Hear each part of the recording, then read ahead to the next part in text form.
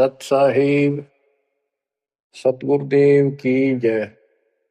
बंदी छोड़ कबीर साहिब जी की जय। बंदी छोड़ गरीबदास जी महाराज जी की जय। स्वामी राम देवानंद जी गुरु महाराज जी की जय हो।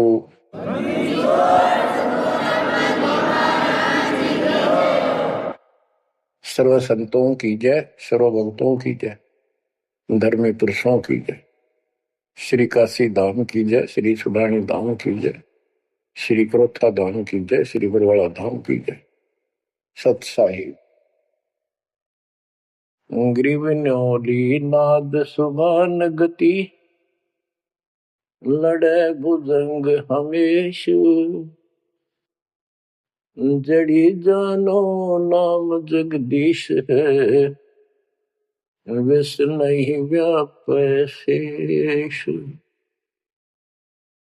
संत गरीबदास जी महाराज परमात्मा से प्राप्त अध्यात्म ज्ञान को कितने सुंदर तरीके से प्रमाण के साथ पेश करते हैं कि परमेश्वर कबीर जी का जो नाम है ये ऐसा जबरदस्त है।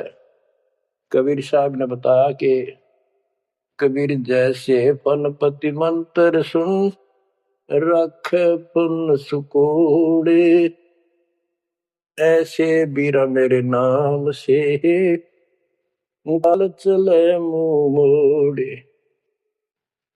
ये तो कबीर साहब ने स्वयं बताया।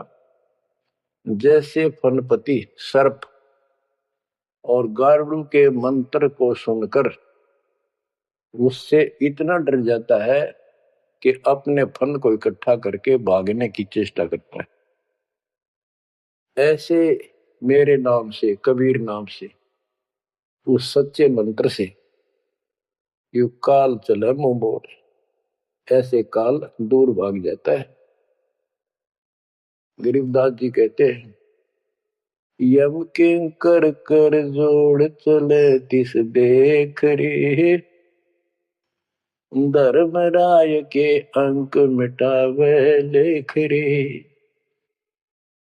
जीव जुनी नहीं जा बाठा डे गही, दर्ग मंज हजूर पकड़ छे की बही।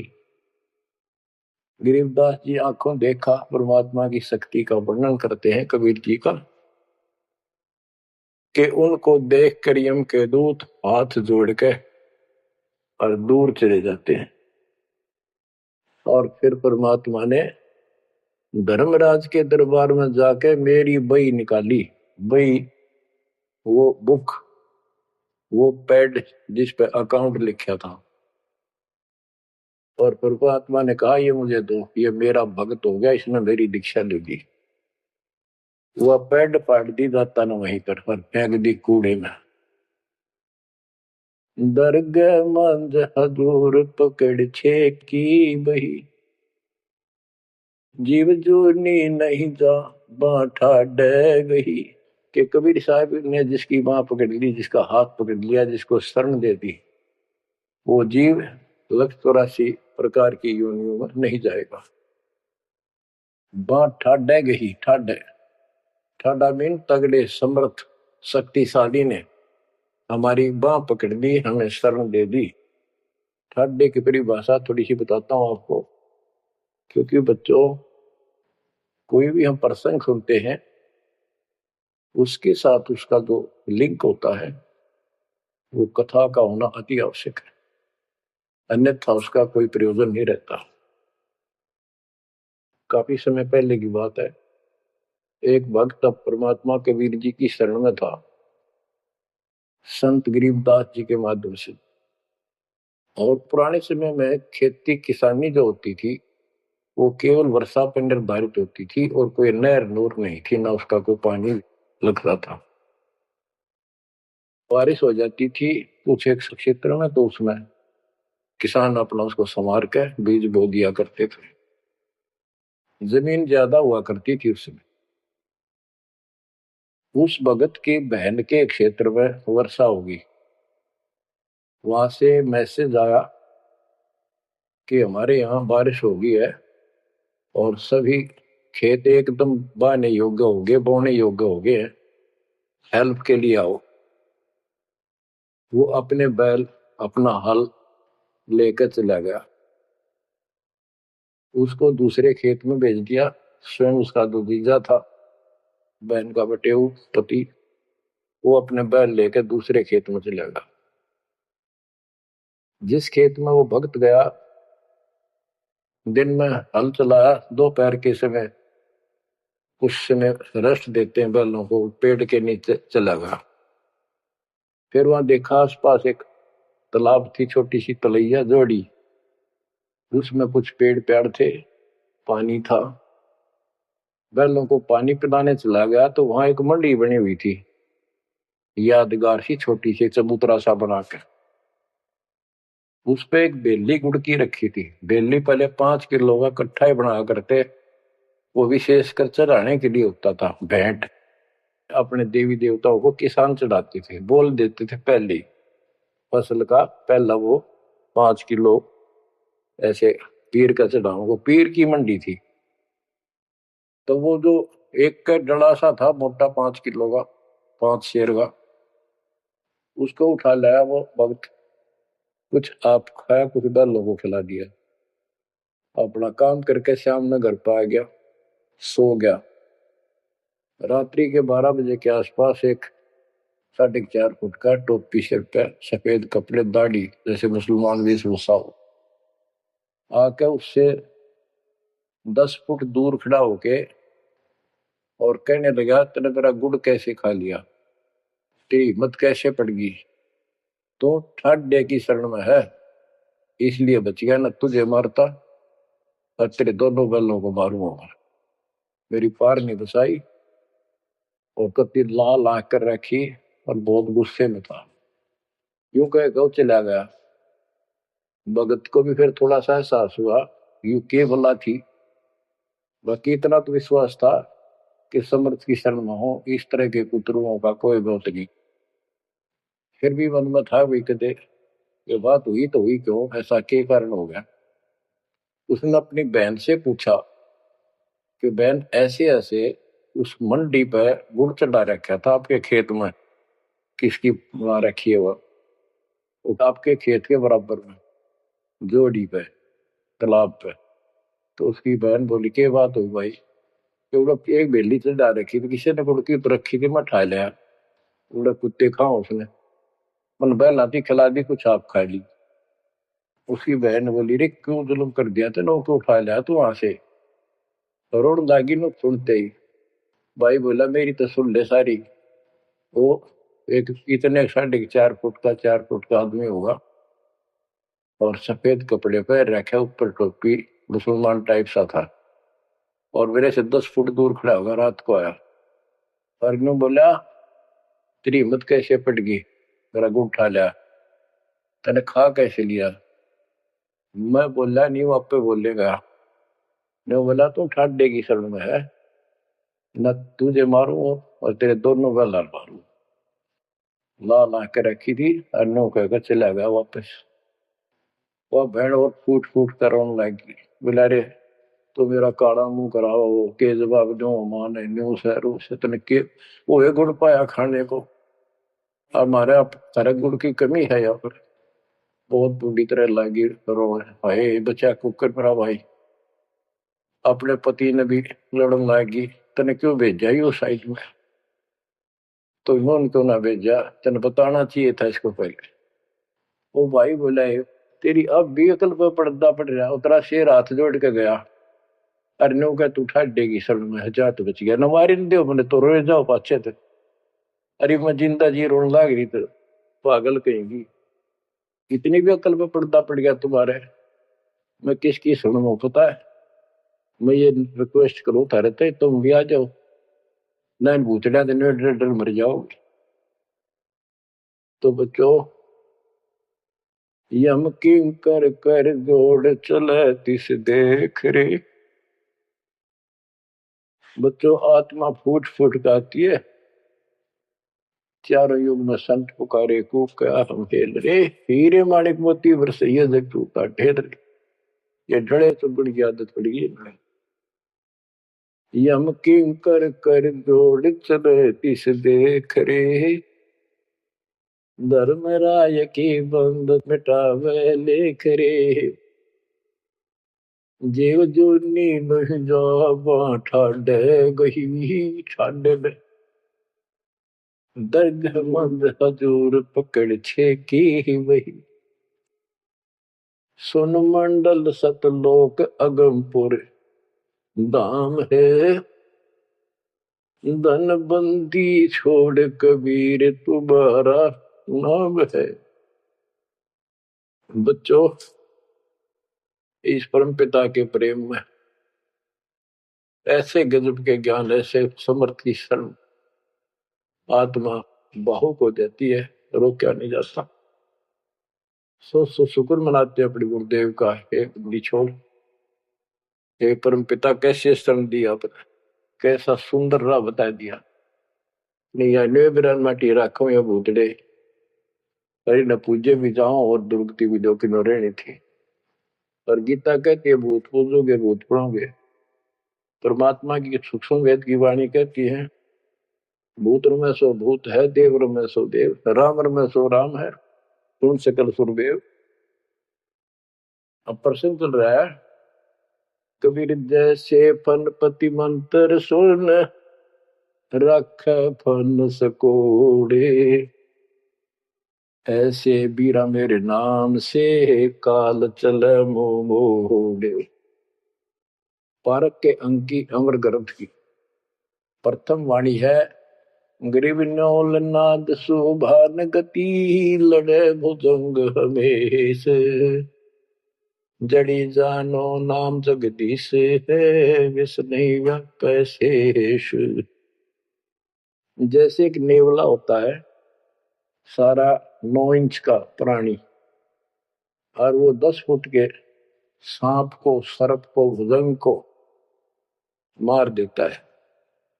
कैसे मार देता, उसके पास एक ट्रिक है, उसके पास एक जड़ी होती है, एक नागदमन जड़ी होती है जंगल में, उसको सूंघता है, उसमें स्मेल आती है। वो सर्प को उस समय छेड़ता है जो वो जड़ी के आसपास होता है, वो झाड़ बोझड़ों के अंदर होती है। वो सर्प को छेड़ता है, सर्प ऐसे फन उठा लेता है और वो जाके एकदम वहां जड़ी श्वास में भर लेता स्मेल, और आके उस सर्प के सामने सो के थोड़ी सी दूरी से छोड़ देता है। जिस दर से हवा चल रही हो, सर्प की तरफ जा रही हो, उस साइड में हो जाता हो। सर्प को उससे चक्कर आने शुरू हो जाते उस स्मेल से, उसका जी घबराता है और वो भागने की चेष्टा करता है। नेवला फिर उसके गर्दन पे बैठ जाता है, मुंडी पे पीछे के, और वहां मुंह के ऊपर फिर वो स्मेल छोड़ता ही रहता है। उसको अचेत करके फिर पकड़ कर उसको मार डालता है, काट देता है। तो बच्चों, गरीबदास जी ने बताया कि कबीर परमेश्वर का यो सच्चा नाम सतनाम और सारनाम। सारनाम है, ये है मेन चीज। सतनाम भी बहुत शक्ति हो जाती है इन दोनों के मेल से। जैसे 2 जड़ियों को मिला दिया जाए, उसका कुछ अलग से स्ट्रॉन्ग दवाई बन जाती है, मेडिसिन। और तीसरी मालिक मिला, मालिक का जो सारनाम है वो तो कहना ही क्या है। तो हमारा जो मोक्ष जो होगा इन सभी मंत्रों के जाप से होगा। ये हमारी साधना है, पूजा हमारी सारनाम है। बच्चों, जैसे एक छोटा सा सर्प उस जड़ी की ताकत से, स्मेल की ताकत से जो श्वास में भर के लाता है, इतने तगड़े लंबे सर्प को कंडम कर देता है, ऐसे ही परमात्मा के इस नाम के सिमरन श्वास के द्वारा करने से। तो ये बताया कि ग्रीव न्योल नाद सुभान गति, लड़े भुजंग हमेश, और जड़ी जानो नाम जगदीश है। जगदीश सारी सृष्टि के मालिक का जो असली नाम है वो जड़ी है, वो नागदमन जड़ी है। अब जैसे सतनाम भी बहुत ताकत रखता है, ये हमारी साधना है। जैसे प्रथम मंत्र सतनाम, ये साधना है। सार नाम हमारी पूजा है। पूजा और साधना में अंतर होता है। कबीर साहब हमारा पूज्य है। साधना वो होती है जैसे हमने जल की आवश्यकता है तो हैंडपंप लगाते हैं। हैंडपंप के लिए बोकी और पाइप, बोकी मारते रहते हैं, मिट्टी बाहर डालते रहते हैं। सतनाम की बोकी श्वास उश्वास से मारकर जब वो पानी के लेवल पर पहुंच जाती है, वो बोर, तब उसमें पाइप लोअर करके फिर उसके ऊपर एक मशीन बांधी जाती है, वो सार नाम है, और मशीन से फिर उसको चलाया जाता है। वो हमारा पूज्य इष्ट है, वो सार शब्द है जो हमें चाहिए था। ऐसे मिलेगा वो सुख परमपिता परमात्मा के सच्चे दरबार का। तो गरीबदास जी कहते हैं वो मंत्र, वो जो सार नाम है, वो जड़ी जानो नाम जगदीश है। परमात्मा जगदीश कबीर साहब का सार नाम वो नाग दमन जड़ी बूटी, वो काल दमन। और विष्णु व्यापार शेष, छोटे से सांप की बात छोड़ो, शेष नाग जो सबसे बड़ा ताकतवर 1000 फुट का अंदर है, यानी काल 1000 भुजा का ताकतवर है, ये भी निकट नहीं आ सकता। बच्चों किस्मत सराहा करो अपनी, 100 गुण गाया करो। गरीबदास जी कहते हैं, गरीब साधों से ते मस्करी, ये चोरों नाल खुशाद, मल अखाड़ा जीतेंगे ये युगन युगन के माल। माल, रेसलर, पहलवान, इन नकली गुरुओं से तो खुश है सारा संसार। साधों से ती मस्करी, इन चोरा नाल खुशाद। हाय हाय, इन चोरों से, झूठे गुरुओं से खुश और साधु संतों के मजाक करते हैं। ये तो मल अखाड़ा जीतेंगे युगन युगन के बाद। आप हो वो युगन युगन के माल। बच्चों आपको बहुत बार प्रमाण दिए जाते हैं, देता ही रहूंगा आखिरी सांस तक, क्योंकि सिलेबस यू है। टीचर सारा साल सिलेबस पढ़ाता है, उल्टा सुल्टा उन्हें कोई रट्टा लगवाता है और तब बच्चे सफल होते हैं। परमात्मा योगों से आपके साथ है। सतयुग में राजा अम्बरीश एक बहुत बड़े धार्मिक राजा हुए हैं और खूब यज्ञ किया करते थे, भंडारे करते थे, ब्राह्मणों को खूब धन दान करते थे, लागड़ गऊ बांटा करते थे। 1000 लागड़ गऊ बांट देते। लागड़ माने बच्चे वाली, प्याई, दूध वाली। भोजन भंडारे करवाते थे, दक्षिणा देते थे। जैसा भी लोक वेद सुना था, गुरु जी ने बताया था, ऋषियों ने, वो सारा कुछ करते थे। परमात्मा वहां भी साथ रहते हैं, उनकी इज्जत रखते हैं भक्ति की, और बीच बीच में उनको समझाने की चेष्टा की। कोई ऋषि रूप बनाकर अम्बरीश जी को सच्चा मार्ग बताया, खूब ध्यान से सुना और नाम लिया। लेकिन वो ऋषि वहां सैकड़ों और मालिक एक। आखिर में राजा अम्बरीश भी हाथ खड़े कर गया, मालिक की साधना छड़ दी और वो ऋषियों वाली वो शुरुआत कर दी। इतने अच्छे भगत विष्णु जी के बने हुए थे। बच्चों में अब हंसी भी आती है, दुख भी होता है। गरीब वेद पढ़े पर भेद न जाने, वाचे पुराने ठारा, और पत्थर की पूजा करे बोलिए सृजनारा। वेद पढ़ा करते ऋषि उस समय, केवल वेद।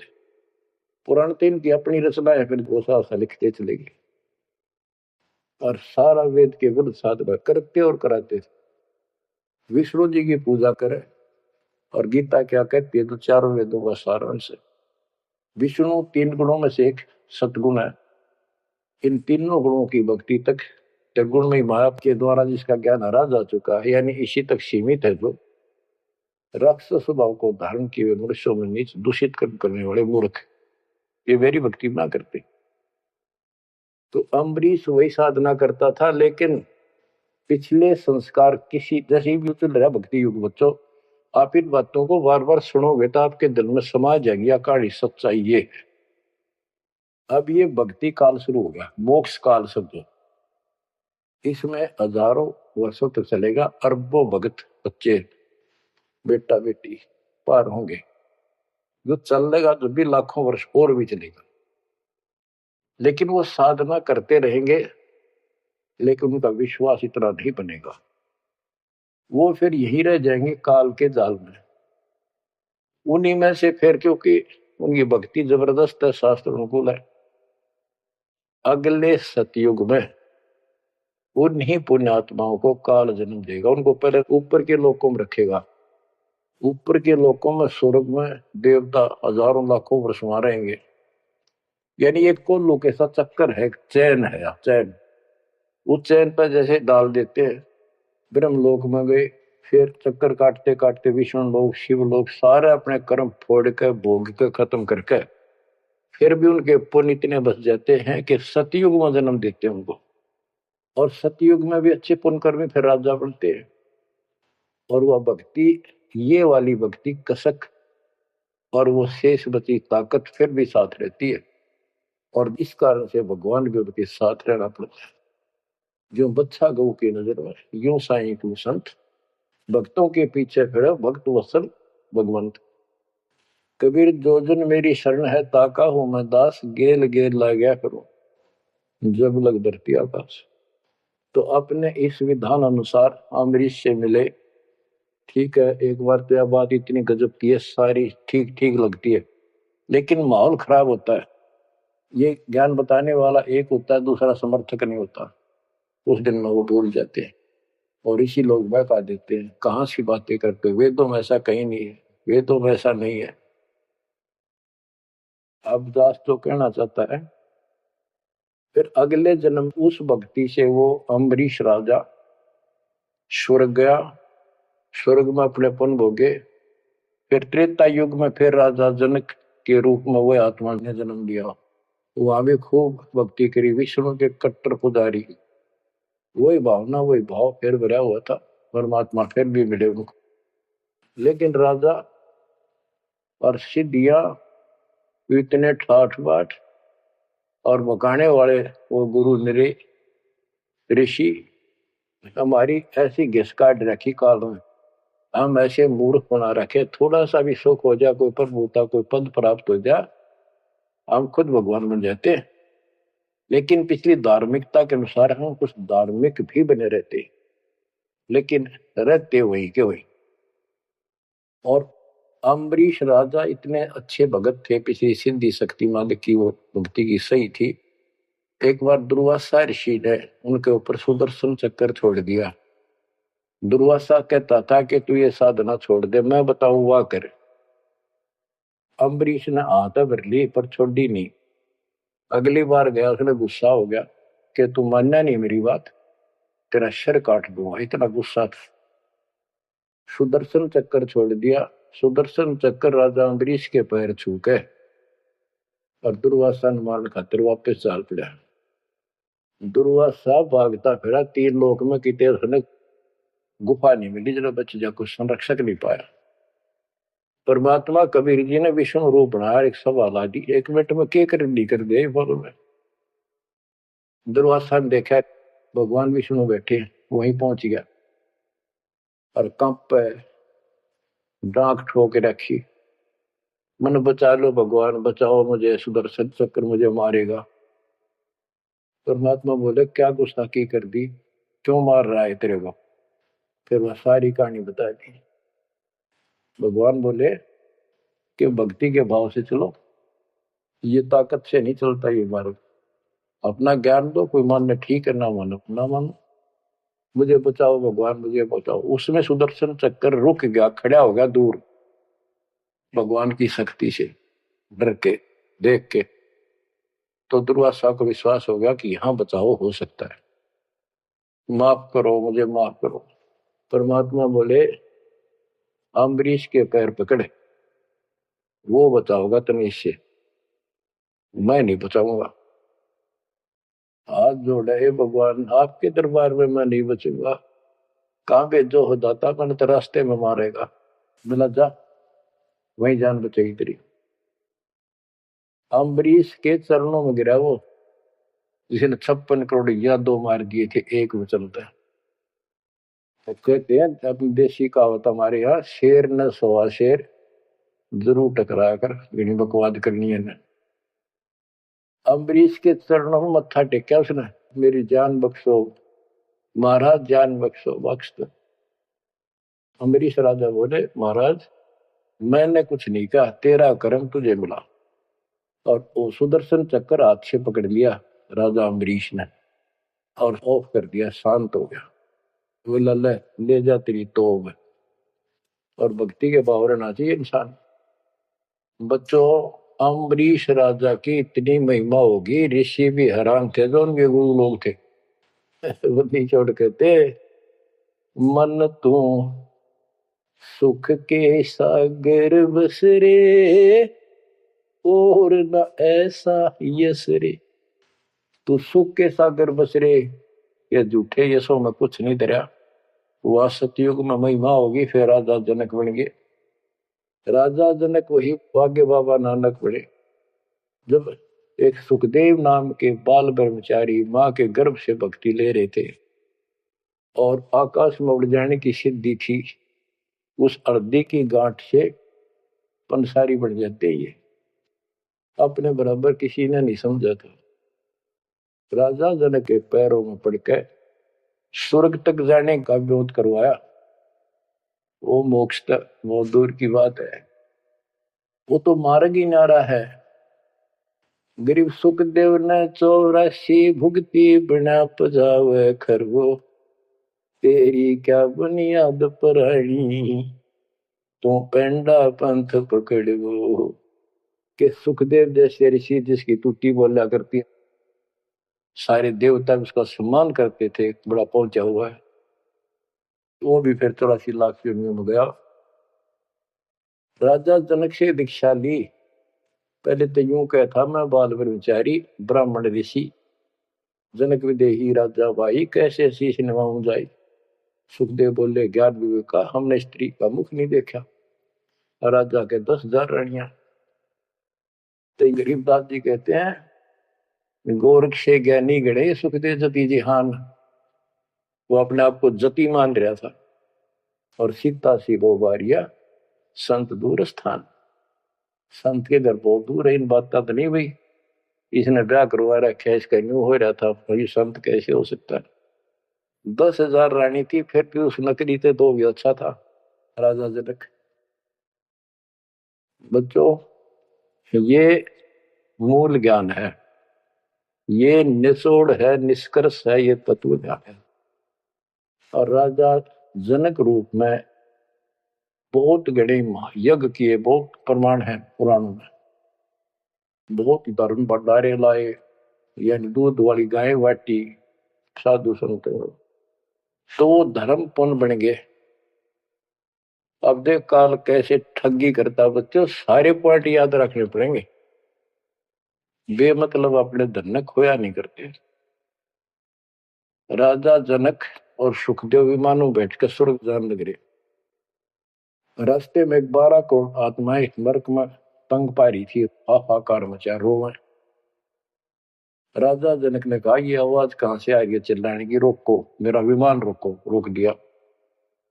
उनको बताया गया कि यहाँ एक नरक है, उसमें 12 करोड़ आत्माएं जीव अपने कर्म दंड भोग रहे, पाप। राजा ने कहा, इनको छोड़ दो, इनको कष्ट ना दो। तो वहां जो उनके साथ गए थे देवदूत यमदूत, वो कहने लगे, जी यहाँ आपका हुक्म नहीं चलता, यहाँ का राजा धर्मराज है, उसके आदेश से सब कुछ होता है। बोला, या तो मुझे इस नरक में डाल दो, मुझे भी यहीं छोड़ दो, ना इनको निकालो। धर्मराज तक बात गई। धर्मराज जी वहां आए, बात सुनी। धर्मराज बोले, राजन अपने अपने कर्मा का फल सब न भोगना पड़ता है, ऐसे नहीं कुछ हो सकता। तो राजा आकड़ गया। भाव यानी एक परमार्थी भाव, परमार्थ भी हिसाब का होना चाहिए, उपवाद में कोई परमार्थ नहीं चला गया। कि या तो मुझे यहाँ छोड़ दो या इनको साथ लो मेरे। तब धर्मराय ने एक विकल्प निकाला कि आप अपने पुण्य दे दो इनको, आधे या जितने चाहते हो, उतने समय तक इनको आपके साथ वहां स्वर्ग में भेज देंगे।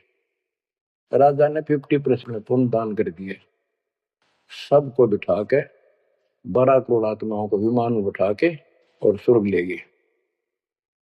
बच्चों, सुखदेव ने गलती करी नहीं, वो तो आज तक स्वर्ग में है। और वो राजा जनक ने आधे पुण्य खत्म कर दिए, बाकी के पुण्य किला झाड़ के खा के खर्च के खो खंडा के बाबा नानक रूप में जन्मे। पहले राजा थे 2 जन्मों में, दुनिया भर के नौकर होते थे, और फिर हैंड टू माउथ हो गए, खुद नौकर लगे नवाब के मोदी खाने में, गोदाम में। अब बच्चों, अब हमने सावधानी न्यो भी बरतनी है, अपने नाम ने अपने भक्ति ने नष्ट नहीं करा, किसी के ऊपर भावुक हो गया। एक बताओ था कि मैंने अपने भाई दुखी हो रहा था, उसको अपने पुण्य दे दिए, भक्ति दे दी, वो तो ठीक हो गया। मेरी डूबती हो रही है, बुरा हाल हो रहा ना, वो दिक्कत होगी, बीमारी होगी, आगे तागे दुख होने लग के, तो ये बकवाद नहीं चले, मर्यादा जो बनाई है उसको संभालो। तो कहने का भाव ये है कि आपको इस पॉइंट पे लाना चाहता हूं। अब राजा जनक राजा थे, राजा अम्बरीश राजा थे, वो बाबा नानक बने खुद नौकर लगेगा राजा के। अब यहां आकर हमारी बात टिकती है कि साधों से तीमस करिए चोरा नाल खुशाल, मल अखाड़ा जीतेंगे ये युग युग के बाद। यानी भक्ति की चाह, भगवान की चाह उनके मन तब भी थी, पर एक्सरसाइज गलत थी। अब परमात्मा फिर मिले उनको आकर के। अब वो भौतिक धन में निर्धन थे, पर अध्यात्म धन के भरे पड़े थे। पिछले पुण्य गजब के थे भक्ति वाले। एक तो धर्म कर्म किए होते हैं वो, और एक होते भक्ति की शक्ति। हुआ न्यो की नो डटी थी उसकी, वो पुण्य खत्म कर दिए थे उसने। तो वो भक्ति उस कारण से परमात्मा फिर आकर मिले। अब वो हैंड टू माउथ था, सुन ली। राजा होता तो तब भी ना सुनता। तो बच्चों, आज आप से कितने निर्धन हो और कितने धनवान हो, आप उस मालिक के सच्चे बच्चे हो। पिछले जन्म जन्मांतर से आप भक्ति करते हुए आ रहे हो। अब परमात्मा ने अपना वो धन देखना है। कबीर सब जग निर्धना धनवंता नहीं कोई, धनवान वा को जानियो जहाँ पर राम नाम धन वही है। आपके पास वो राम नाम का धन भरा पड़ा है। और जैसे सुकुच मीन मिलता नहीं भाई, स्वाति सीप सब ऐड ही जाई। सुकुच मीन सतगुरु हो आया, जिन परमात्मा का भेद बता। जैसे सीप और मोती का उदाहरण दिया जाता है कि स्वाति भी मिल गई सीप को, ऊपर की बूंद, मोती भी बन गया। लेकिन एक सुकुच मीन जब उसमें टक्कर ना मारा, उसने खुलना नहीं, तो मोती माए गड़ गया और वह सीप भी मर गया। तो बच्चों, ये भक्ति धन थारा इब कभी नहीं गड़ मर जाता, सतगुरु ना मिलता था। तो अब आपका वो मोती सुरक्षित है। अब कहते सुकुच मीन सतगुरु हो आया, जिन परमात्मा का भेद बता। तो बच्चों, फिर बाबा नानक को मालिक ऊपर लेकर गए और उनको वो सच्चा राह बताया। उसके बाद उनकी जिंदगी बदल गई। यानी पहले वकील हो रहे थे काल के, सुने नहीं थे। अब जो बाबा नानक जी हिंदू धर्म में जन्मे थे, खत्री गोत्र था, और भगवान विष्णु कृष्ण राम कुर्बान थे इनके ऊपर। गीता का पाठ ब्रजलाल पांडे से पढ़ा करते थे और गीता पढ़ते थे। दाता मिले तो खूब तर्क वितर्क किए। आखिर में बोले आखा वेखो तो मानो। तो परमात्मा ने आई विटनेस भी बनाने थे। बेई नदी सुल्तानपुर के साथ से बह रही है। सुल्तानपुर में बाबा नानक की बड़ी बहन ब्याह रखी थी, वह अपनी बहन के वहां रहते थे, नौकरी करते थे नवाब के। सुबह सुबह स्नान करने जाया करते थे उस नदी पे। वहां परमात्मा ने 2-3 मीटिंग करी। तीसरी बार जब आए ने बोले आंखें देखो, जो मानो बात सारी समझ में आ गई। गीता बार बार देख ली, पढ़ ली, सच्चाई भगवान कोई और है। और चाव भी थे, पर पुराना ज्ञान और कोई ने समर्थक नहीं किया, बात सच्ची है। तो वो कहने लगे आंखें देखो तो मानो। कबीर साहब और बाबा नानक जी परमात्मा समकालीन थे। बाबा नानक जी का जन्म सन 1469 में हुआ और 1539 में वो शरीर छोड़ के गए। और परमात्मा जी 1518 में गए। तो 1469 से 1518 तक समकालीन थे। तब आंखों देखा सतलोक 3 दिन तक नानक साहब जी का शरीर कहीं और छुपा के उनकी आत्मा को लेके गए, फिर छोड़ा तीसरत। उसके बाद तो दुनिया बदल गई उनकी। वो सब पूजाएं त्याग बल की शरण में आगे। घर में विरोध, सारे समाज में विरोध। उसके पिता भी बहुत दुखी हो गए, तो के पैदा हो गया हमारे, देवी देवताओं को ऐसा गलत बोलता है। तो बहुत परेशान हुए। लेकिन जब आंखों देख ली, कौन सुने किसकी। सूरवीर होते हैं संत, संत सिपाही और शेर पीछे नहीं हटते।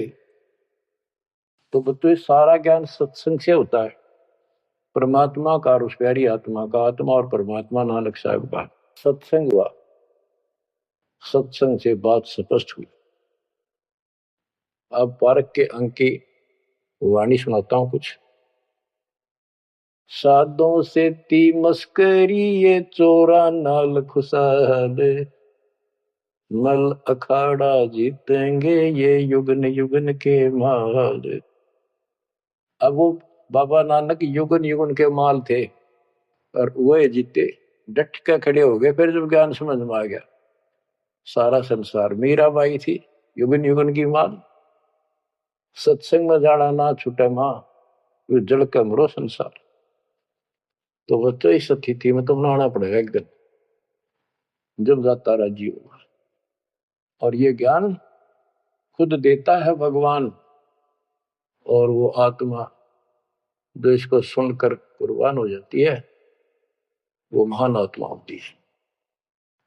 गरीब अंश गवन करते नहीं, मान सरोवर छाड़। कौवे उड़ उड़ जात हैं, खाते मसाड़। हंस और कौवे और बुगले सब पक्षी कहलाते हैं। हंस उस मानसरोवर को नहीं छोड़ता जहां उसका आहार मोती होते हैं। और कौवे वहां टेके नहीं, क्योंकि उन्हें तो जगह जगह जाकर मांस खाना, हाड खाड़े, हाडों का मांस चाटना, किसी पशु के जख्म में चोंच मारना, ये कौवियों जैसी व्यक्ति के लोगों का स्वभाव होता है कि उनका अपना उल्लू सीधा हो, स्वार्थ सिद्ध हो, ताकि अगला कितना दुखी हो। ये कौवे जैसे जीव होते। अब यहां बताते हैं, कबीर साहब कहते हैं गरीब अंश गवन करते नहीं, मान सरोवर छाड़। कौवे उड़ उड़ जाते हैं, खाते मांसाहार। गिरिव मान सरोवर मुक्ति फल, मुक्ता हल के ढेरे। कौवा आसन न बंद, जब भूमि दीन सुमेर। गिरिव कौवा रूपी बेक है, ना प्रतीत यकीन। 68 का फल मेटे करे, भय दीन बेदीन। गिरिव हंस दशा तो साध है, सरोवर है सतसंगे। मुक्ता हलवाणी चुगे, फिर चढ़त नवेला रंगे। अब स्पष्ट कर दिया कि ये सत्संग जो है ये मानसरोवर है, और भगत साध ये हमारे हंस हैं। अब कौवे बुगले तो मेंढक मछली अड़ंगा कुवाड़ बकवाद करते हैं, और हंस केवल मोती खाता है। इसी प्रकार निर्विकार जो भगत आत्मा बन गए, बेटा या बेटी, वो हंस जैसे हैं। वो केवल मालिक की वाणी, परमात्मा की भक्ति और धर्म कर्म रूपी मोती खाते हैं। और फिर ये मोती खा के यानी सत्संग वचन सुन के फिर चढ़त नवेला रंग, एक अजब गजब रंग रंग जाता है उसकी आत्मा में। आत्मा इतनी मजबूत हो जाती है जैसे बाबा नानक की होगी, जैसे मीराबाई की होगी, ऐसी आपकी भी होगी। इस सत्संग से होगी। बच्चों ये सत्संग मिला ही नहीं था अपने को आज तक। या परमात्मा की कलम तोड़ कृपा आप पर देखो ना कितना होने लग रही रहे उस बालक ने। उस परमात्मा के ये वचन याद कर लो, सतगुरु दो चावे सो कर ही 14 कोट दूत जब डरी। ये जो चावे सो कर लो, ये प्रमाण देख यो कर दिया। ऊत भूत चमत्रास निवारे और चित्रगुप्त के कागज पाने। पुण्यात्माओं, धन्य आपके माता पिता जिनसे जन्म, और धन्य आपकी किस्मत, धन्य आपकी पिछली करनी, और धन्य आपके इस समय को कि आपका जन्म किस समय में हुआ है।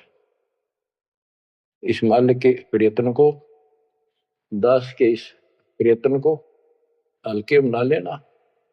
पुण्यात्माओं, उस दाता की अमर कथा आपके हृदय में भर रहा हूं, ये अमृतहार आपको करा रहा हूं। बच्चों कुर्बान हो जाओ। समय पहचान दो, टाइम बार बार नहीं आता होगा आपका। ये संसारिक धंधे थे कर कर मर लिए, इनमें फिर भी पूरा ना पटता। इस मालिक की तरफ ध्यान ज्यादा दो, हर चीज में बरकत दिखा दूंगा नारी नारी। परमात्मा आपको मोक्ष दे, आपको समय दे इस अनुभव रत्न, इस मान सरोवर बनाने का, आत्मा के मैल कटाने का सत्साई।